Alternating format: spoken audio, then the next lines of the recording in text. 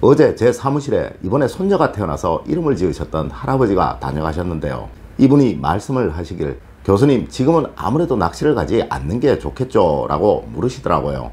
그래서 저는 당연합니다. 아무래도 집안에 경사가 생겼을 때는 불필요한 살생을 하여서 좋은 것은 없습니다. 라고 말씀을 드렸었습니다. 네, 이번 한 달은 좀 참으세요. 라고 말이에요. 맞습니다. 어느 집이든 경사가 있고 흉사가 있게 마련입니다. 물론 이 시기에는 몸가짐을 바로하고 흉거리를 만들지 않아서 경사는 더 즐겁게, 흉사는 모두 마음을 모아 애도를 하고 안타까워하는 것이 바른 자세이겠죠. 하지만 여러분, 우리는 뜻하지 않게 문상을 가야 하는 경우가 많이 생기기도 합니다. 네, 친구의 부모님, 동료의 부모님 등등 비록 일가는 아니지만 반드시 가보아야 하는 문상이 많이 있다는 거예요.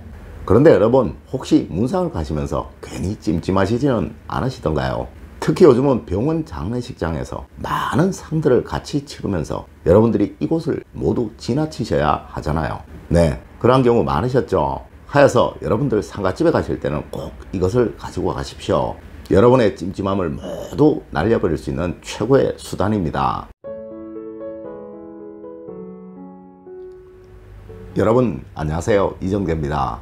물론 어느 분은 난 기독교를 종교로 가지고 있어 귀신을 믿지 않아, 하나님이 지켜주실 것이니까 라고 말씀하시는 분도 있을지 모릅니다. 하지만 여러분, 왠지 상갓집을 다녀오고 나면 찜찜한 것은 누구나 부인할 수 없는 사실일 것입니다. 내하여 누구는 상갓집 음식은 먹지도 않는다 라고 말하는 사람도 있으며, 또한 누구는 조금 이상한 일이 생기고 나면 에이, 상갓집에 다녀와서 그런가 라고 말씀하고 또 생각하기도 하죠. 맞습니다. 어느 누구도 귀신이 있다 없다 말하기 어려운 것 사실입니다. 물론 저 역시 이는 장담하지 못하며 또 장담하지도 않습니다. 네, 저도 귀신을 직접 본 적은 없으니까 말이에요. 여러분, 하지만 우리의 전통에는 상갓집에 갈 때 꼭 가지고 가야 하는 것이 있습니다. 물론 어느 분은 소금에 관해서 이야기를 하시던데요. 이는 일본의 전통이고 사상이며 우리의 전통 그 어느 곳에서라도 이 소금이 귀신을 접근하지 못하도록 한다라고 이야기하는 곳은 없다는 것입니다. 제가 한 가지 예를 들어 볼게요. 여러분들 제사 음식 만드실 때 고춧가루는 절대 쓰지 않으시죠? 네, 하지만 소금은 쓰시잖아요.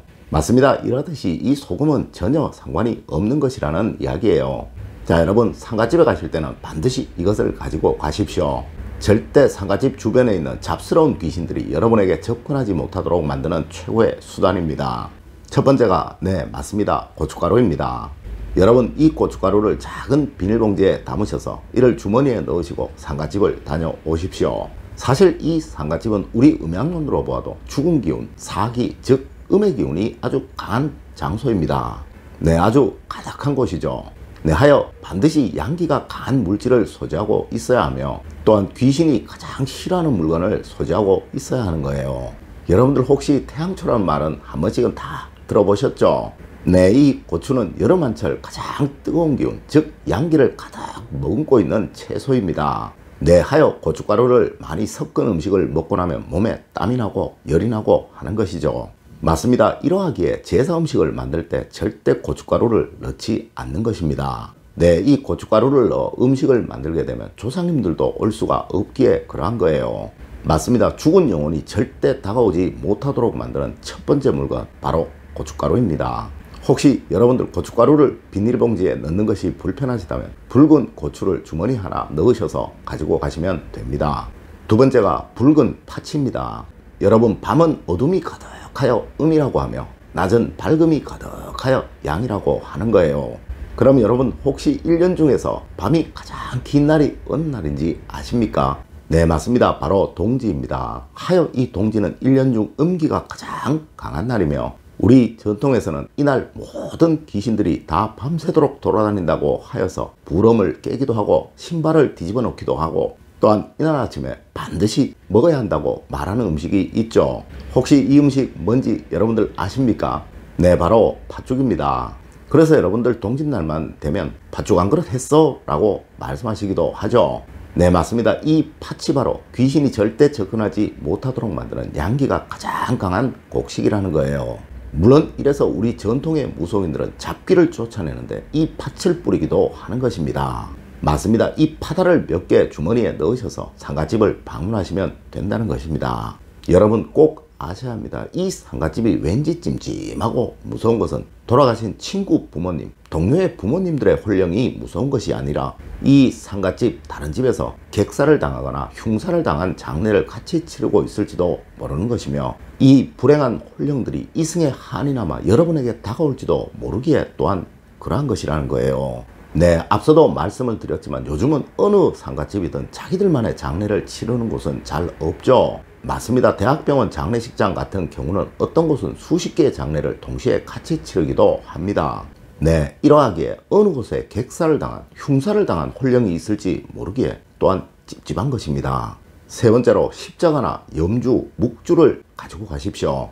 여러분, 아무리 한이 많은 혼령이라도 절대 범죄하지 못하는 곳이 있습니다. 혹시 이곳이 어딘지 아시는 분 있으신가요? 네, 바로 교회이며 절이며 성당입니다.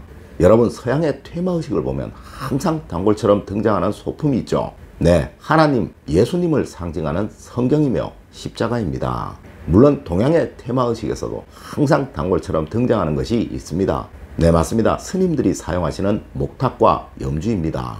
네, 하여 종교적 미사나 예식을 위해 단체로 장례식장을 방문하시는 분들은 이러한 염려, 즉 잡기의 침범으로 인한 걱정은 전혀 없다고 말해도 과언은 아니라는 거예요. 또한 절이나 교회, 성당 등에서 집전하는 장례식에 참여하시는 분들은 이런 걱정 전혀 하지 않으셔도 된다는 것입니다. 네, 아무 생각 없이, 아무 걱정 없이 돌아가신 분의 추모에만 신경을 쓰셔도 된다는 것이죠. 네, 하지만 문제는 개인 장례식장, 병원 장례식장을 방문하시는 분들의 경우이죠. 네, 하여 반드시 자신이 믿는 종교의 물건, 즉 십자가나 염주, 묵주 등을 주머니에 넣으셔서 가지고 가셔야 하는 것입니다.